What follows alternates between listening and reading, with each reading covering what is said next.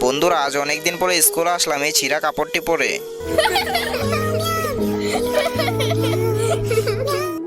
দেখুন বন্ধুরা, আজ গরিব বলে আমাকে তাদের অপমানগুলো সহ্য করতে হয়েছে। আমি অনেক গরিব, তাই আমার ঘরে কোনো ভালো কাপড় চোপড় নাই। সেটার কারণে আমি ছিঁড়া কাপড় চোপড় পরে স্কুলে যেতে হয়। তার জন্য মানুষের কাছে এতটা অপমানিত হতে হবে সেটা আমি কল্পনাও করি। দেখুন বন্ধুরা, আমি যখন ছোট্ট ছিলাম তখন আমার মা বাবা মারা যায়, আর আমার স্বপ্ন ছিল আমি পড়াশোনা করে একদিন অনেক বড় বিজনেসম্যান হব।